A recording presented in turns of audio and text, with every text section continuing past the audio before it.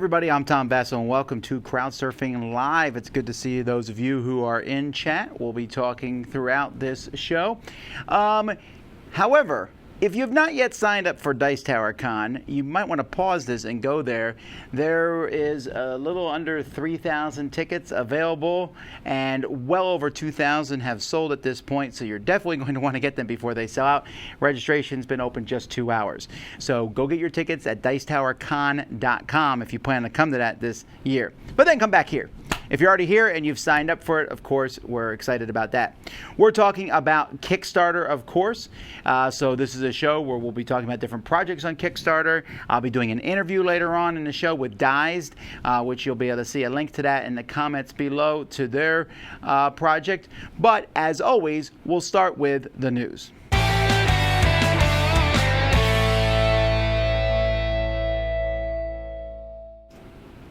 Okay, so once again, if you're watching this and you wonder why I might not mention a specific project, first of all, I usually, not always, but usually look at only projects that are ending in the next 2 weeks because, hey, in 2 weeks we'll do another Crowdsurfing and I'll mention other projects at that point in time. And I just don't mention every project. I try to mention the ones that look interesting.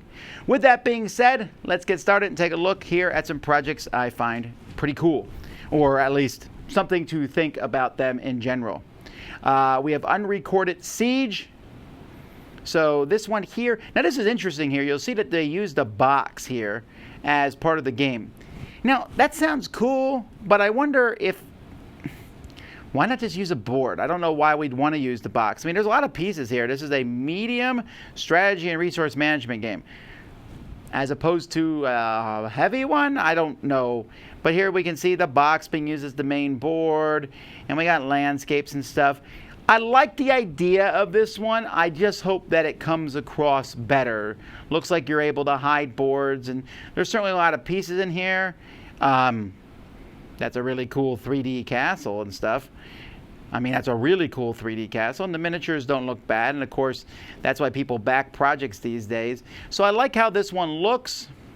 It's doing okay. It looks like it's just about to fund. There's only 68 hours left on this one. We'll see. Unrecorded Siege, it's the first game from this company. Then we have Tranquility Base here, board game. So this is about America landing on the moon. That's an awesome theme. I really like that here. It's a remastered edition of the game, Moonshot the game, which I have not played. So there's some pretty cool things here. I like the artwork. This one, now it's a Games Magazine, the Games 100 winner. That doesn't mean anything because the Games 100 is basically some person picking their favorite 100 games from the past year. 100 games is a lot, folks, over the course of a year. But anyhow, the game itself doesn't excite me. I think the theme looks more interesting than the game. I love these things. I love going. I live in Florida, so I have the opportunity to go up to look at the rocket launch area. That's really a neat thing to see, but I don't know. Maybe this game is good, and I think the history behind it is exciting. All right, let's see here. Closing that one down. Oops, looks like I just accidentally closed one. There we go. Mezzo. This is a relaunch. I don't remember if I talked about Mezzo last time. If I didn't, Mezzo is great here. This game, I think, is a good sequel. It's not really a sequel, but I can say I think if you like Rising Sun, you'll like Mezzo. There's area control. It's a mean back and forth game with really cool god miniatures, different powers, ways to upgrade over the course of the game. We did a live playthrough of this one, and it was just a ton of fun. So this is one to check out from Colossal Games. I like their last couple games, like Western Legends and stuff. And this guy, look how awesome that Cabrakan. That guy looks really neat. And then this person who's pouring water and sitting on the water, that's the one I played when I played the game. And then there's a lot of different champions and stuff. I just really like how this one looks. All right, then we have War for Indigar, a fast-paced fantasy 4-time strategy game. This is the second game from Happy Gorilla Games. Their first one, called Chronicles, the game was canceled. Even if you look at the cover there, it looks like it's pretty much the exact same game. But War for Indigar sounds better, although that's very close to War for Indines, the naming there. But anyway, here we see a board with hexagons and miniatures on it, and I gotta say, this is not super exciting me. This one has raised $26,000, so there's a lot of cool things. I'm sure that people are excited about. But when I look at the structure of this one and the cards, it just, I think generic might be the word for it. It's like, oh yeah, there's pieces and cubes and chits and tiles and dice, and I can see all this stuff, but how does that tie together to make an interesting game, a combat game? And there's all these miniatures and stuff. And I build a board of hexes. I don't know. I'm looking at this one and I'm thinking, okay, we'll just have to wait and see if it's good or not. Then we have Ancient Terrible Things, Awake 10. That's a terrible name. But it's from Pleasant Company Games. They made Ancient Terrible Things, Snowblind, and Konja. I think I've only played Ancient Terrible Things, but I do like that game. It is a Cthulhu-style game, but I really like the artwork. Let's see. Here they show you how they make the artwork. But the artwork, yeah, here's some of the artwork here as we look at this core game with the dice. And it's a dice placement game. It's more of a medium style game, and it's not so heavy on like the theme like Arkham Horror and all that, as you're just trying to accomplish dice like this card here where you need to get, looks like 5 4s and things like that. I like that. And also this artwork has a different feel. You know, sometimes you can say all Fantasy Flight artwork and all that stuff looks the same. This has a different look to it, and man, look at this, all these cool dice and the Madness of MacGuffin expansion. I want those dice for other games. Those are really neat dice. And there's some more information. And for add-ons, oh, very interesting take on the dice genre, says Tom Vassell from the Dice Tower. Well, there you go. Let's see. Rise to Nobility, Beyond and Second Print. This is from Final Frontier Games. These are the guys who did Cavern Tavern and Robin Hood and the Merry Men. Robin Hood and the Merry Men is coming to Essen next week. Rise of Nobility, this is the second reprint. The first one did extremely well. I have not seen it in person, but I do like, they pretty much have the same artists do all their stuff, and their games seem to have a lot of theme. This board looks fun and colorful to place things on. Of course, there's a gazillion expansions and things like that, but here's the 4-player setup of the base game plus expansions. That looks like it would take up this entire table and stuff. So, lots of fun. Next, we have Lovelace and Babbage. Now, before I looked at this game, I just saw the name, Lovelace and Babbage, and I looked at it and I was like, I wonder if Artana Games did that. Boom, they did. How do I know? Because that's Artana's MO. They like to do things about historical science. Tesla versus Edison, Einstein. So now we see, and they did a couple other ones. Now we see Lovelace and Babbage. Now, here's the deal. It's Scott Alms, who I'm kind of in and out on if he's good or not. I like some of his games. Some of his I don't like. Artana's all over the map for me. Some of their games are decent. Some of their games I thought were pretty bad, like the Tesla vs. Edison 2-player game I thought was really bad.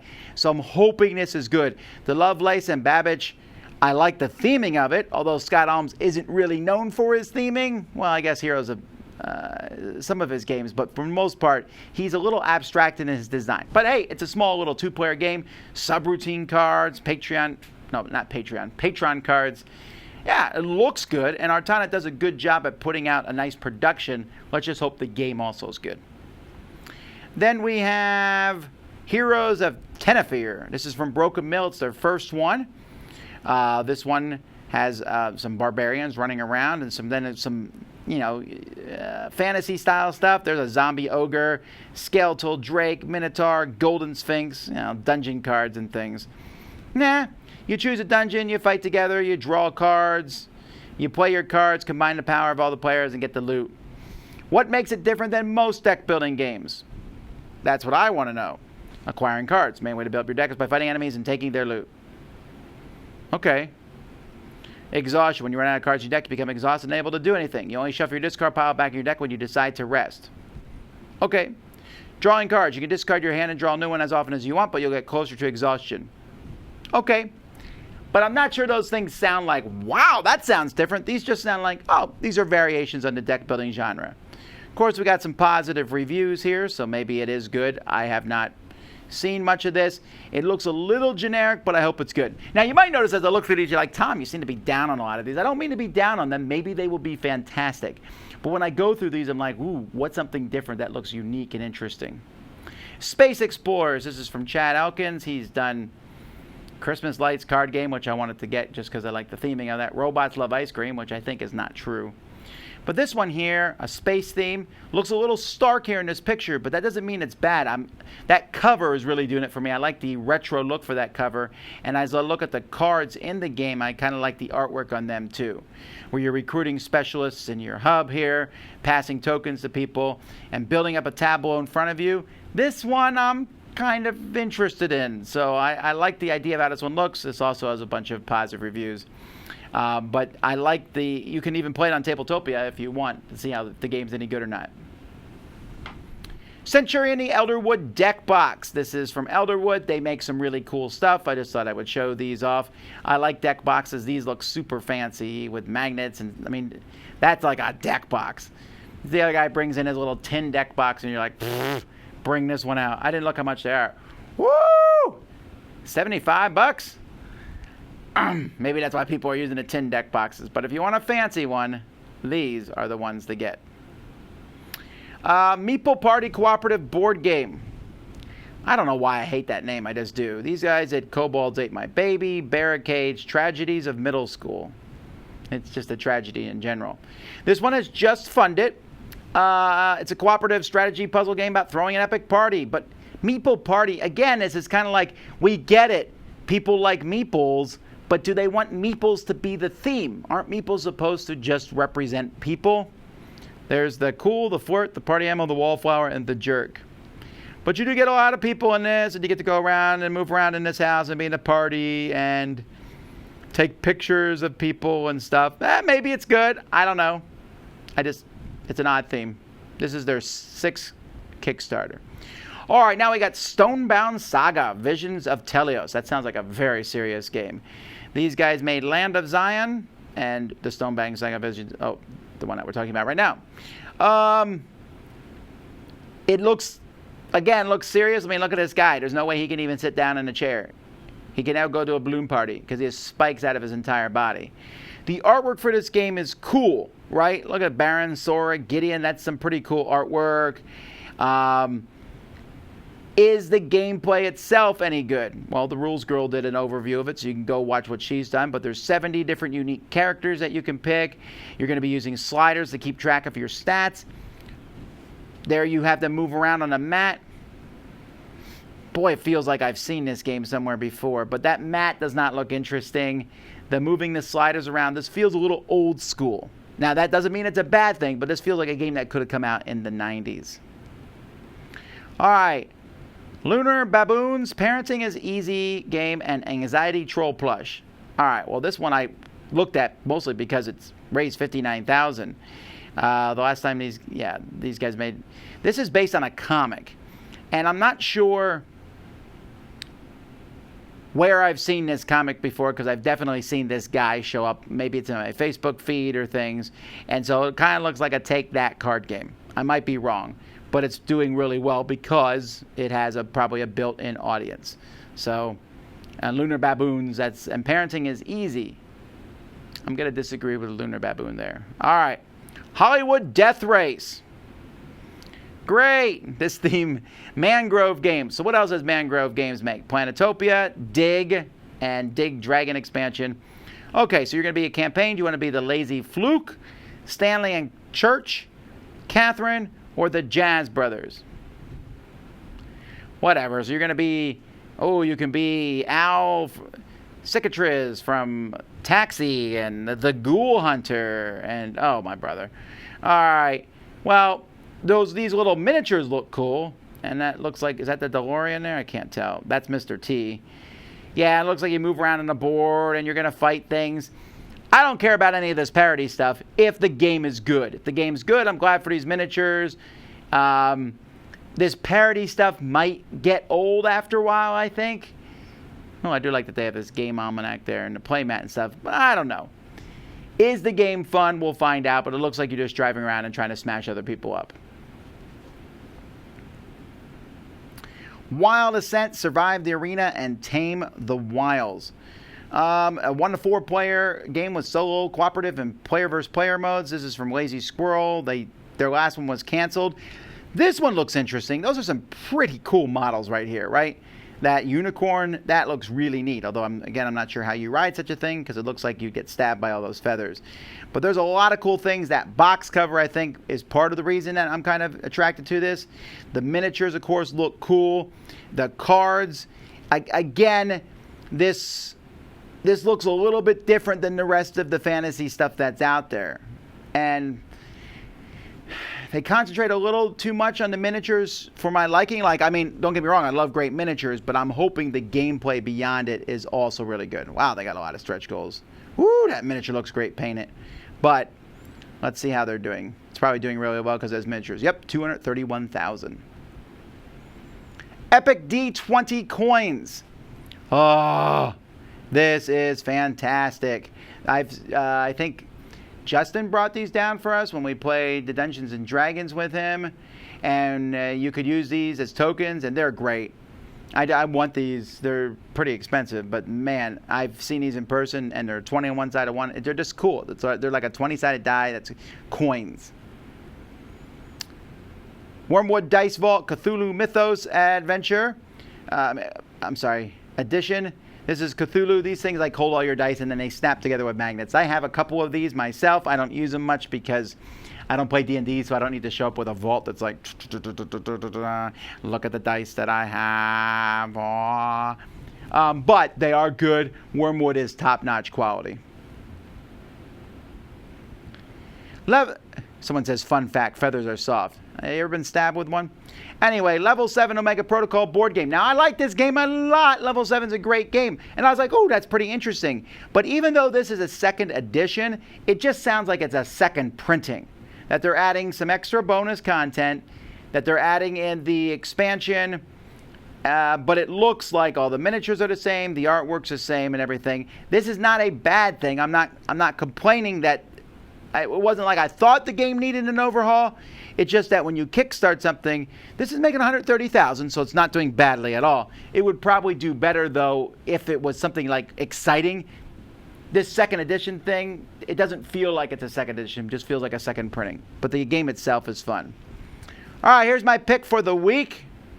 This is Tidal Blade's Heroes of the Reef. We also did a live play of this one. You can go watch us playing through this one from Druid City Games. Druid City Games has made such great games as Grim Forest. And, well, actually, I played Barnyard Roundup. That's a good game. But Grim Forest is great. These other ones I have not yet played. But Tidal Blades is fun. You get these really cool dice that have different sides that you'll be able to use to do various actions, and you can upgrade your dice into even better dice that give you better things. But sometimes you need to use these dice, and you hate spending the really good dice when you're going to get more points, but sometimes it's worth doing. There's different islands. This game is gorgeous, really cool characters. It is just fun. If you like worker placement and dice placement and custom dice and cool tokens, this one will be right up your alley. I was very impressed by this game and looking forward to seeing the awesome final product, because if it's anything like their last game, this will be unbelievable. Periodic, a game of the elements. Sold. This was almost my choice for the week. This game is from Genius Games. If you haven't been following along, Genius Games has made great games about science. So let's take a look here. Ion, peptide, covalence, virulence, cytosis, subatomic, and now Periodic, a game of the elements. Each of their games consistently gets better that I can see. They take actual like worker placement. The last one I haven't played yet, but I'm excited. I've seen a little bit of it. Deck building. This one here takes the periodic table, which has been tried to be made into a game by many, many people. And if anyone's going to succeed, I'm going to say it's Genius Games. These guys know how to make a good game and mix science into it. So this one I'm pretty excited about. I can't wait to see the final product here. And then the last thing we're looking at today is Fun Dead, the gravest show on earth. I am super disappointed by this game. And here's why. Because I'm at the updates page, and here October 5th, 2018, they say, we made it. Why are they saying we made it? They should have said, Fun Dead is funded. That seems so obvious. I mean, the name already is a stupid pun. Run with it. But anyway, this is the gravest show on earth. I'm actually not interested in this game much at all. That's a super creepy picture there. I don't know. It's creepy. But maybe that's the whole point of this game. that guy's less creepy than the lady. So I guess you can be in there. Yeah, I'm not a big fan of his artwork. But hey, it's a game about an undead carnival or something or other. I just wanted to point some things out about that. Okay, that's the news. Let's continue on with more of our show. Hey folks, welcome back to our Dice Tower preview recap. You know, these Dice Tower previews are paid previews, and it's our hope that we can give you a real feel for each game. First up, we have Sinner Shaft. Sinner Shaft is a game where you're delving deep into a dungeon. It's a competitive game where the dungeon tiles are ever changing. You got to deal with not only your fellow players, but different creatures and things that are happening within the dungeon as you try to find these crystals. And there's lots of obstacles in your way, and there's even teleporting throughout the dungeon. Sinner Shaft is brought to you by Not My Eyeball Games. It's for 2 to 4 players, ages 14 and up, and game times range anywhere from 30 to 60 minutes. Next up, we have Matora. The island of Matora used to be a peaceful place, but now things are going badly for all the tribes. Resources are starting to run scarce, and really, it is up to you to get the idols from the temples and move them to your village to be the tribe the gods find the most favor with. Along the way, you're going to have to be collecting resources and keeping your tribes happy and dealing with the other players or other tribes. Combat ensues and the resources start to disappear on you, making it harder to survive throughout the game. Matora is brought to you by Twisted Bit Games. It's for 2 to 6 players, ages 14 and up, and game times range anywhere from 30 to 120 minutes.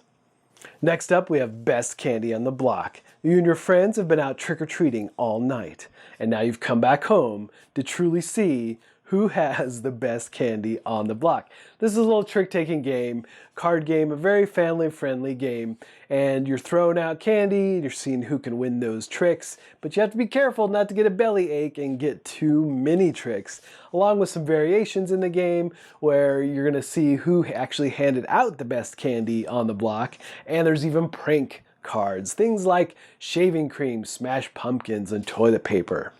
Best Candy on the Block is from Bear and John Games. It's for 1 to 5 players, ages 7 and up. Game times range anywhere from 20 to 35 minutes. Next up, we have Dead Sprint. You and your fellow players are zombie apocalyptic survivors, and you found your way into a hospital, but the horde is right behind you, and you have to make a beeline to the exit and escape this hospital. However, you know, your friends are not really friends maybe because you're not opposed to pushing them out of the way, tripping them to get ahead and be the first one to escape. And of course, not only do you have the horde behind you, but you have zombies in front of you. But fear not, there's lots of weapons and different things that you can use to attack the zombies. Dead Sprint is brought to you by Rabble Game Studio. It's for 2 to 5 players, ages 13 and up, and game times range anywhere from 20 to 45 minutes. And lastly, we have Valhalla.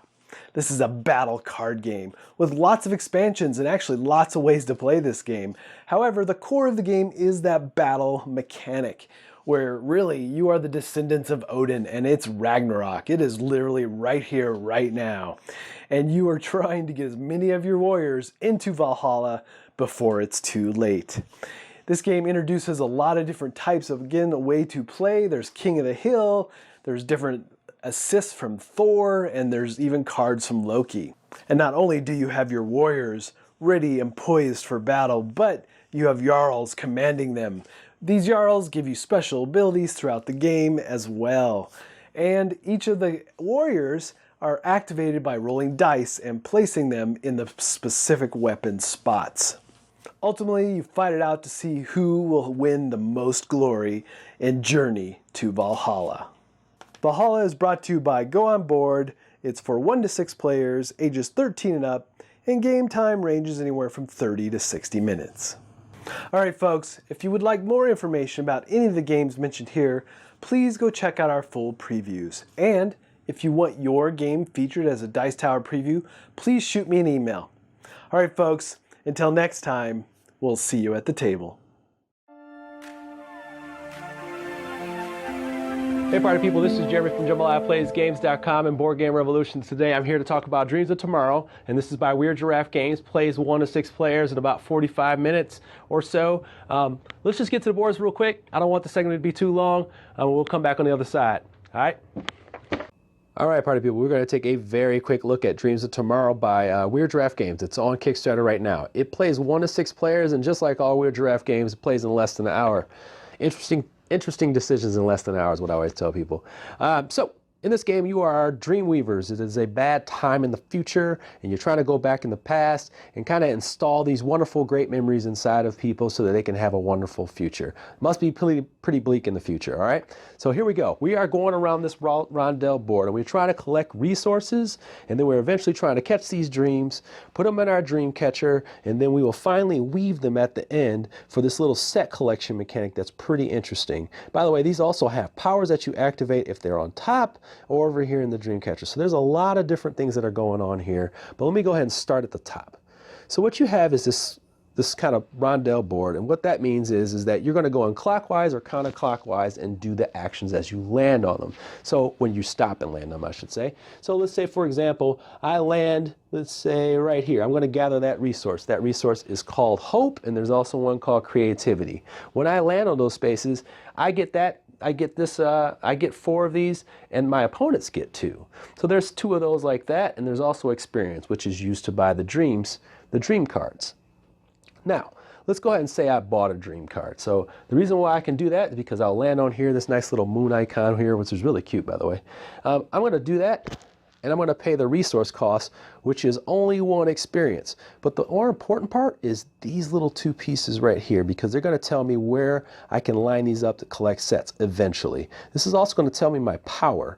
But for right now, I'm going to put it down here and weave it. Okay, so I'll eventually try to weave it. All right, so what I do here, that's kind of what that is. Now, going back to the board, this is really cool right here. So once I weave it, I can activate, let's say later on I'll weave it, and then I get it on my area down here. And then I want to activate the powers that are on here. And I'll just give you an idea what the combination of these powers are, because this is kind of cool. So this one right here, I can actually manipulate the board and move these around. Okay, I can move like as many as I want around, and that kind of does positioning. I have ones that I can flip the card over, so that changes where people are placed and things like that. It also changes the motions from back to forth. I have ones where I can delete take out this whole area, discard them, and get the dreams that I want, kind of. I have ones where I can get dreams from the discard pile. And what the whole big payoff of this game is the set collection part. So as you put these dreams in here, and I'm just going to add this one. Let's say I weaved it and it's in here, and that's what weaving is. Eventually, I will get things to line up. And as close as I am, if I can get, let's see, I got the 3 moons in a row, I got these 2 moons right here, and then I also have these 2 down here. That's the set collection part, and those are the bonuses. Yeah, you're going to get these points for this, you're going to get the points for this, you're going to get points here, points here. But the most important part is lining these up, because they grow exponentially as you set collect. I really like this game. The solo mode, 3 levels of solo mode, they're all really good. They're hard, I can't beat any of them. But that is pretty much the run of the game. All right, in closing, this is Dreams of Tomorrow by Weird Giraffe Games. It's on Kickstarter right now. 1 to 6 players, 3 solo modes, really solid game. I hope you like it. Now, I also have this one Stonebound Saga, which I can't talk too much about, but it is in retail release right now, and then they also have the expansion that's on Kickstarter right now. It would be gone before I actually come back here. I love this game. Check it out. But I also have Mutants, which comes out at the end of the month. And then we also have Monumental, which is coming in about a week or so. And then we have Wild Ascent, which is going to probably be on Kickstarter by the time you see this. What do you want to see? Let me know in the comments below. Hope you enjoyed the segment. Always leave feedback. And for the person who did and emailed me at 2 in the morning, thank you so much. I needed that. I was up reading rule books. Thank you for your time, party people. Have a good one.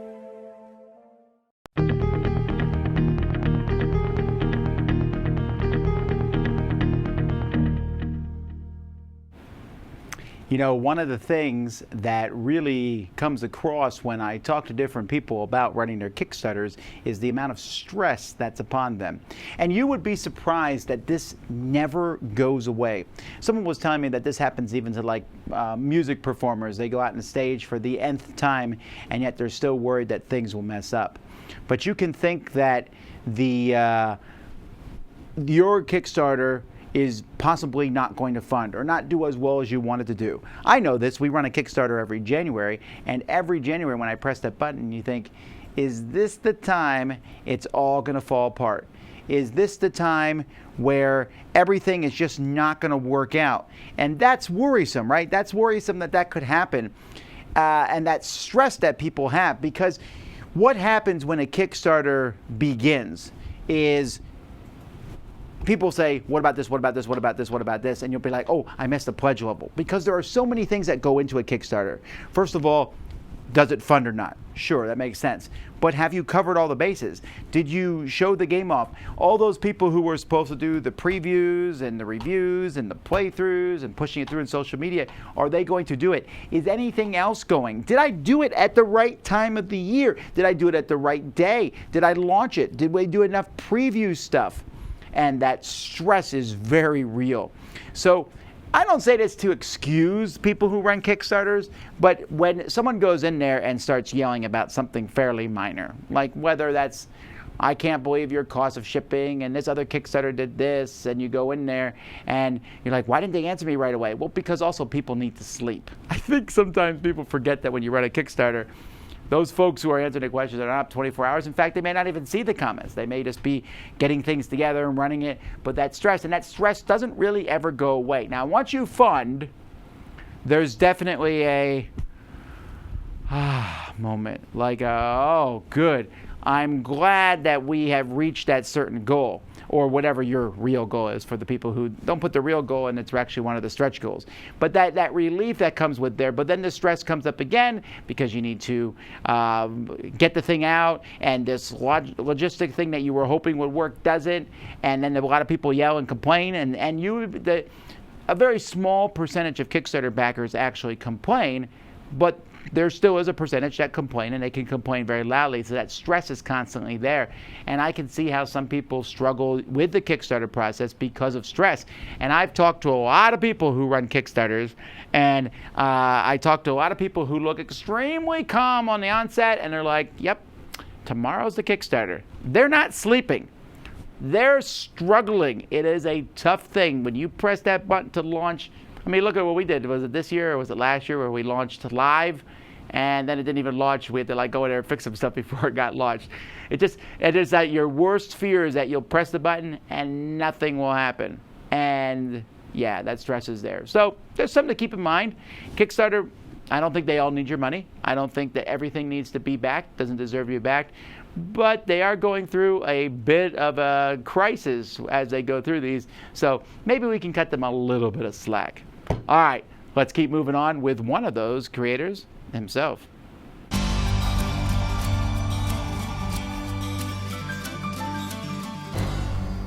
This is Jamie with Stonemaier Games, and today I'm going to talk about project updates.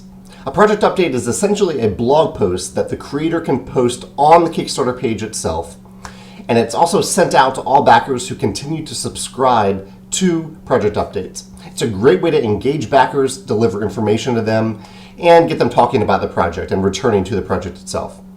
So with that in mind, my goal with all project updates was to not have any backers unsubscribe when they got that update. I wanted them to actually read it and engage with it.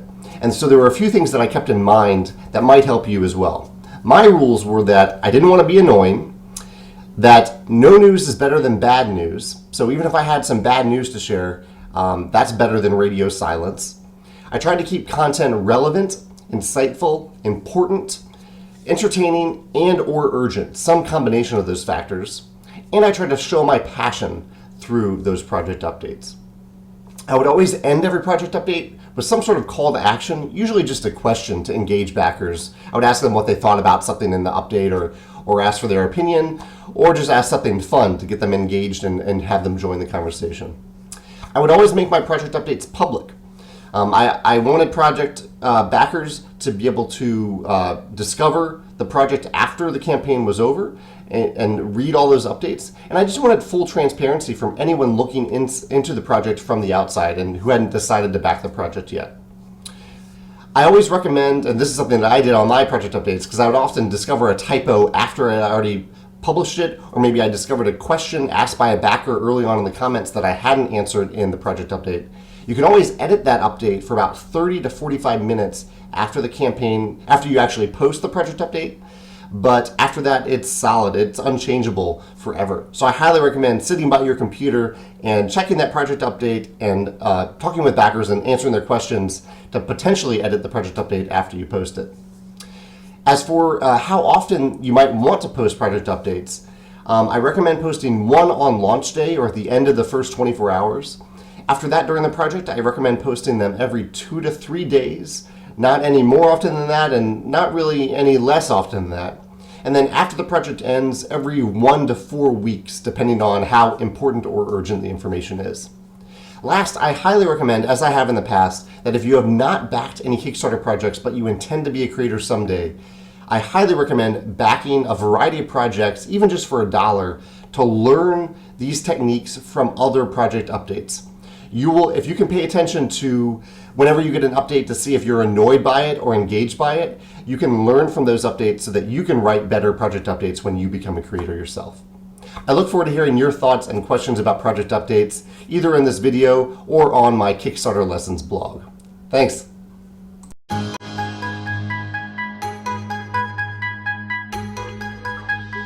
Hey folks, we're adding a new segment today where I'm doing an interview, and today I'm talking with the creators of Dized. Why don't you guys introduce yourself? Of course. Hi, I'm Joni, the co-founder of Dized. And I am Tommy, and co-founder as well. So for people who've never heard of Dized, what is it? Dized is a smart device application that teaches you how to play board games and answers all your rule-related questions, so you can really focus on the game and not have your game night ruined because of problems with rules. Oh yes, I've thrown rule books across the room myself many times. Now, interestingly enough, you've soft launched a while ago, and you have several games. What games are on Dized right now? Right now, we launched our early access a couple of months ago, and on tutorials we have Blood Rage, King Domino, and Ice Cool. So you can already download Dized. You can try those out, how the tutorials look. And the exciting thing right now is that we're publishing the rules tool for publishers, which means that they can go and build in their rule books into Dized. And it's not just like a PDF that you would be using on your smart device, but it actually, the rule book is chopped into categories. So it's very easy to navigate it, find the specific rule you're looking for, and they have built-in FAQs. So you will always, the quickest possible way, you will find the answer to your rule-related questions, and it's publisher updated. So you will always get the latest information. And if there's a question that's not in the system yet, you can just click a button, the publisher gets notified, and they can go and actually update it. So it gets better and better over time when the more people use it. And this is the first thing, this is the first tool that we're making available for the publishers. So now the industry can already start building these rule sets for their games. And this is obviously for games that when you already know how to play the game, this is the tool you'll be using. The next tool set that we'll be publishing next year is for tutorials that actually, that's the friend at the table who will teach you how to play while you already play. Yeah, and those rules are actually, they're so beneficial. One of my favorite photographs we have is that we were learning a Cthulhu-themed game a few years ago at the office, and we have a picture of 3 guys sitting in front of the game. One has the manual, the other has the kind of FAQ slip on their hands, and one is scanning Board Game Geek to find an answer to a certain question about the rules.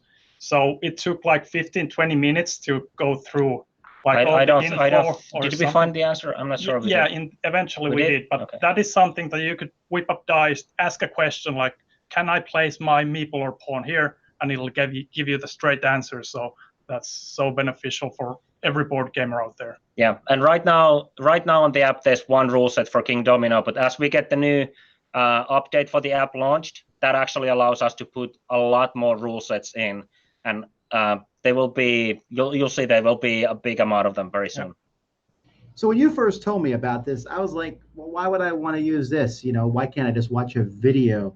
But as I've seen it progress and grow, this is something that you actually can just like kind of play as you go. Can you explain a little bit of how that works, like with the Blood Rage? Yeah. I think the best way to compare this is if you think of video games. Video games used to come with manuals, and then they realized, well, you know what we can do? We can actually teach players how to play this game while they play. And this is how video games work now. You grab the controller, you start playing, and there's a log on the path. Hey, press X to jump, and it teaches you step by step how to play that game until you know all the commands. And this is what we want to do for board games as well. And we realized this is the big thing, that you don't actually need to know every single rule to the game before you start playing. You can access the game much sooner and actually learn the things. You can be learning the things as you actually need those rules in the game. And this is what a friend or a demo person or somebody who knows the game very well and teaches the game to you, this is what they would do. They know that there is that one specific card in the game. I'm not going to tell them about it until we actually get it in the game. And this is what Dized does. And actually one big thing that we're doing with the campaign that we're launching today is that this is one feature we really want to add to Dized, because we did one campaign a year ago. We launched the early access, and our previous backers have been able to use this for a while. And there's one feedback that has been very common. The tutorial either goes too fast, too slow, or just at the perfect speed. And we realized, because people are different, we have casual players who are totally new to the hobby, and then we have hardcore players, and they all have different preferences how they want to learn that game. And this is where Dized really differs from the video tutorials, because it's a smart tutorial. It's context aware. It knows, it can follow what's going on in the game. This is done through player input when they tell, yeah, I want to do that action, and it can actually customize, like a person at the table teaching you the game could. They okay, you want to do that? Then I will teach you this rule right now.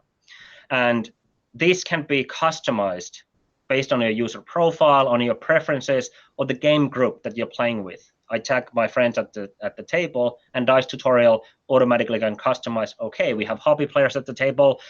They probably want to know the rules, a lot of the rules, before we actually go into the game, because they want to, play the best possible strategic game that they can on their first go. And then we have a lot of players who don't really care about making the first time they play the game the max score kind of style thing, but actually just having fun, enjoying the experience, and getting into the game, and develop the strategy skills later on. And we strongly believe that the first time you play the game, it's the time that you're gonna anyway. That's when you actually understand the mechanics. Okay, now I understand how this works. So I put this there, and then I take the card. So we really focus on that experience on the first time that you play with the tutorials. And I've been myself lucky enough to learn actually 2 of our games that are on Dized with the app myself. I didn't know them beforehand. And as I played board games for such a long time, and it was a completely new experience to learn a game like this. And I completely understand why we have a lot of people comparing us to a video, but once you first time learn a game with the Dized, there's no going back. It's like, okay, this is the way I want to learn games. I don't think I've read one rule book after I learned my first game with Dized. I just don't want to anymore. I'm still jealous for you, because I've been working with the tutorials that we built so far, so I already knew the games when the tutorials came out. Tommy didn't, and we purposefully kept it that way. So when the tutorial was actually done, then he learned the game with it, because then he had a whole different aspect on it. But I fully understand, and seeing from the players' reactions, we have a whole bunch of testimonials where people have, and reviews where people tried this out, and it's very exciting. It seems to be something people really want. So by the time this airs, the campaign has launched. Tell us a little bit about this particular Kickstarter campaign. All right, so we've gotten a good amount of questions. Why are we doing a Kickstarter? Because we did run an Indiegogo campaign a year ago. And there's the main reasons. The one reason I already mentioned, that we want to bring in a new feature, but a couple of other things is that we actually decided on the Kickstarter campaign already during the Indiegogo campaign. And this was because there was so many people telling us during the Indiegogo that if this was on Kickstarter, I would back. Why are you not on Kickstarter? And we wanted to do a Kickstarter campaign after the Indiegogo one, but we decided, let's first get a tutorial out, let's get the tools out, and let's make sure that everybody can try out the app before we run the next campaign. And this process, we hoped that it would be just a few months, but it took a full year for us to actually get to that stage. But today we are here, and in less than an hour, it's Tuesday afternoon right now. So in less than an hour, we're launching the Kickstarter campaign for Dized. And another good reason for us to run this campaign is that we want publishers on board. And the massive amount of contacts and interest from publishers we got from the Indiegogo campaign already showed us that crowdfunding this is a very beneficial way for us to get this thing further, because we have a chicken and an egg problem. If we had all the games in the world on the platform, of course the users would be there. Well, if we had all the players on the platform, of course the publishers would be there. So we kind of have to build these both at the same time. And this is the audience's chance and opportunity to kind of show for the publishers that if you put money on this, it's a very strong indication for the publishers that this is where the audience is and we should be there too. So what are people backing on this campaign? Content, digital content. And what we do is it's called credits on the campaign. And people can decide what they want to buy with these credits. Once we launch the app, once it starts having content, and the content will have price tags of different variety. Right now it's tutorials, but in the future there will be other digital content as well, like soundtracks, maybe even AI players for some games, digital expansions for games. So you'll be able to use these credits in order to access that content. And one cool thing, since we know that us as board gamers, we love stuff, we love games, and we love promos. So what we did is we contacted tons of awesome publishers and secured really cool exclusive promos for several games that we'll also deal out during the campaign. So the bigger pledge gives you, is it 8 promos to begin with? There might be some added with the and then their stretch goals also have some cool stuff lined up. So definitely, if you're into getting your upgrading your games a bit, these promos are a great chance to do that as well. And also people have a chance to come by your booth at Essen if they want to see this in person. Next week, you guys will be there, and people can just demo the system themselves.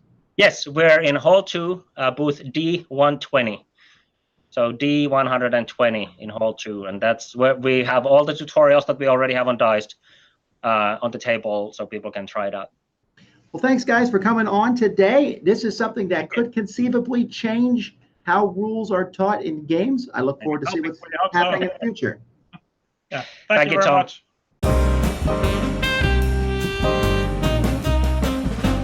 Hey, board gamers. BJ from Board Game Gumbo here, back with more crowd surfing lanyap. That's right. I'm bringing you projects that won't break your budget, but throw in a little something extra. Here's what I'm checking out this week.